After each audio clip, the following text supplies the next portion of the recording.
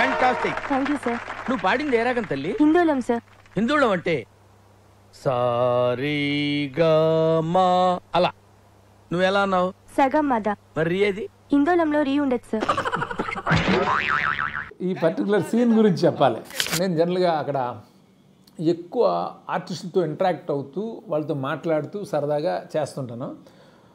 ఇది బ్రహ్మానంద్ గారి క్యారెక్టర్ ఎంత వర్కౌట్ అయిందో మీ అందరికీ తెలుసు కదా, కింగ్లో క్యారెక్టర్. ఆ క్యారెక్టర్ ఈ పర్టికులర్ సీన్ చేస్తున్నప్పుడు ఒక అమ్మాయి వచ్చి పాడుతుంది. ఆ పాడిన అమ్మాయి రియల్ సింగర్ అమ్మాయి.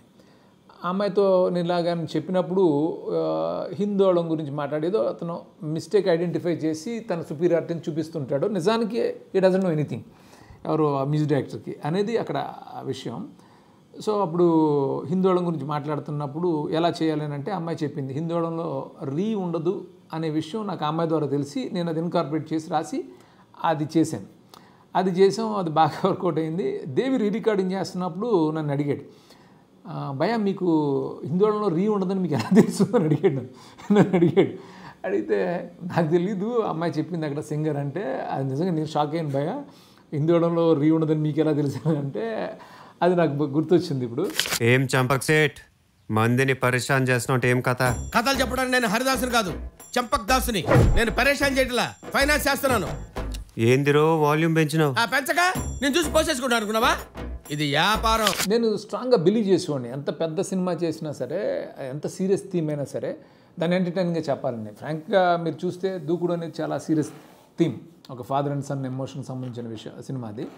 దాన్ని ఇంత ఎంటర్టైనింగ్గా చెప్పాలి అని అనుకున్నప్పుడు ఈ రియాలిటీ షో ఐడియా. ఈ రియాలిటీ షోలో ఆల్రెడీ యాక్టింగ్ పిచ్ ఉన్న బ్రహ్మానందం గారి క్యారెక్టరు ఇల్లు అద్దెకిచ్చుకుని అందులో వేషాలు వేస్తూ సినిమా షూటింగ్లకి ఇస్తూ చేస్తుంటాడు. ఆయన్ని ఈ రియాలిటీ షోలో ఇన్వాల్వ్ చేసి చేయటం. సో ఆయన ఆ పీక్ పర్ఫార్మెన్స్ చేశారు. అసలు మహేష్ బాబు దాన్ని యాక్సెప్ట్ చేసి తాను అంత బిలీవ్ చేసి చేయడం వల్ల ఆ ఎపిసోడ్ అంత బాగా వచ్చింది. టీ తాగుతావంటరా? టీలు కాఫీలు అలవాట్లేదు. ఎంట్రీ తాగుతావా? టీ తాగినట్టు ఏది టీ తాగుతారా? థ్యాంక్స్ అండి. ఇది టీయా? కాఫీ ఇచ్చావా? టీయే సార్. ఆ ఎపిసోడ్లోని ప్రత్యేకత ఏంటంటే నేను అది స్క్రిప్ట్ రాయలే, ఏ సీన్ కూడా రాయలేదు. జస్ట్ ప్రతి సీన్కి సంబంధించిన కంటెంట్ నా మైండ్లో ఉంది. అదే కంటెంట్ ఆర్టిస్ట్కి ఎక్స్ప్లెయిన్ చేసి టైమింగ్ చెప్పి నువ్వు ఇది చెప్పు అని చెప్పడం వల్ల ఏమైందంటే అది ఎక్కడ ఒక ఫ్రేమింగ్ ఉండదు, చాలా న్యాచురల్గా ఏదో జరుగుతున్నట్టుగా ఉంటుంది.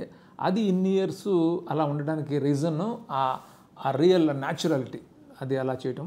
దానికి నేను థ్యాంక్స్ చెప్పాల్సింది ఆర్టిస్టులకి. ఎందుకంటే నన్ను బిలీవ్ చేసి ఒక సీన్ పేపర్ లేకుండా నేను చెప్పిందల్లా వాళ్ళు ఫాలో చేస్తూ నాకు కావాల్సినట్టు ఆ టైమింగ్ ఇచ్చిన యాక్టర్స్ లైక్ రవితేజ కానీ, బ్రహ్మానందం గారు కానీ, ఏవిఎస్ గారు కానీ, శ్రీనివాస్ రెడ్డి, చిత్రం శ్రీను, రామచందర్, స్నేహ, వాళ్ళందరూ చాలా బాగా బ్రిలియంట్గా ఫాలో చేశారు.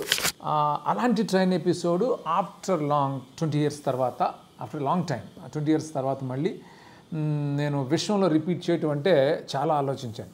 ఎందుకనంటే కథ డిమాండ్ మేరకు ఇందులో ట్రైన్ ఎపిసోడ్ కంపల్సరీ కావాలి. కానీ నేను ట్రైన్ ఎపిసోడ్ చేస్తున్నానని అంటే ఖచ్చితంగా వెంకీతో కంపేర్ చేస్తారు. వెంకీ అనేది డిఫరెంట్, విశ్వం ట్రైన్ ఎపిసోడ్ డిఫరెంట్. ఏంటంటే వెంకీ అనేది కొంతమంది కుర్రాళ్ళు ట్రైన్లో ట్రావెల్ అవుతుంటారు, అక్కడ అమ్మ పరిచయం అవుతుంది, అలా ఫ్రీ ఫ్లోలో వెళుతూ ఉంటుంది. ఇక్కడ ఈ ట్రైన్ ఎపిసోడ్కి ఉన్న వ్యత్యాసం ఏంటంటే ఇందులో అండర్ కరెంట్ ఒక డేంజర్ ఉంటుంది ఇందులో. బట్ నా నుంచి ఖచ్చితంగా హిలేరియస్ ఎంటర్టైన్మెంట్ ఎక్స్పెక్ట్ చేస్తారు, అంటే వెంకీ ఎపిసోడ్తో కంపేర్ చేస్తారు. లక్కీలీ అంత ఫన్ అంటే ఇది కూడా చాలా హిలేరియస్గా ఉంటుంది విశ్వంలో ట్రైన్ ఎపిసోడ్ కూడా. అంటే యాక్టర్స్ లైక్ గోపీచంద్ కానీ, వెన్నెల కిషోర్ కానీ, లేకపోతే చాలామంది యాక్టర్స్ నరేష్ గారు కానీ, ప్రగతి గారు కానీ, వీటి గణేష్ కానీ, లేకపోతే అజయ్ ఘోష్ కానీ, లేకపోతే శక్లక్ శంకర్ కానీ, గిరి, శక్లక్ శంకర్, చమక్ చంద్ర, వీళ్ళందరూ కూడా చాలా బాగా చేశారు. ఇది ఒక different episode from Venky, but ఇది కూడా టోటల్ హిలేరియస్గా ఉంటుంది, పీక్స్లో ఉంటుంది. ఆ ఎపిసోడ్ని ఎంజాయ్ చేసినట్టే ఆఫ్టర్ లాంగ్ టైం ఈ విశ్వం అనే సినిమాలో ట్రైన్ ఎపిసోడ్ని కూడా ప్రేక్షకులు విపరీతంగా ఎంజాయ్ చేస్తారని నా స్ట్రాంగ్ బిలీఫ్. అంత బాధ్యతగా కష్టపడి కూడా చేసాం. చాలా ట్రికీ ఎపిసోడ్ ఇది, మీరందరూ ఎంజాయ్ చేస్తారన్న కాన్ఫిడెన్స్ నాకు.